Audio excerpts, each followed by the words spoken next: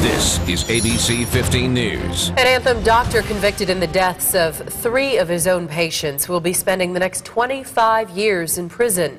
Thanks for choosing us. I'm Katie Rammel. And I'm Steve Irvin. ABC 15's Rebecca Thomas is joining us now with more on today's sentencing. And Rebecca, no doubt this is an emotional day for the victims. Well, we're talking about a guy who used his janitor and a massage therapist as his medical assistants. And this morning, Dr. Peter Normann learned his fate in front of a courtroom full of people hoping for a harsh sentence.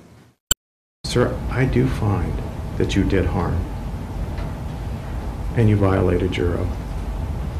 And for that, you deserve a very stiff punishment.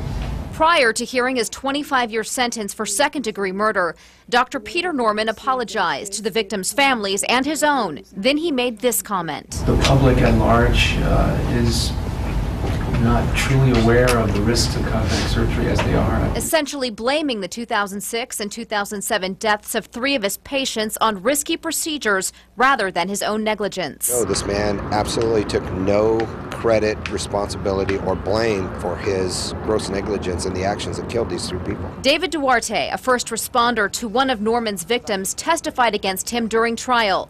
While he thinks justice was served, Duarte says he would have liked to have seen a longer sentence. Oh, he's got 25 years to think about this. These families have the rest of their lives to think about what they're going to do without their loved ones. One of Normann's former patients, who didn't want us to show her face on camera, was also in court to hear his sentence. She showed us the result of her botched tummy tuck, which led to infection. I've seen his lies, I've seen his deceit of every one of those people in there, and it's just so sad to me.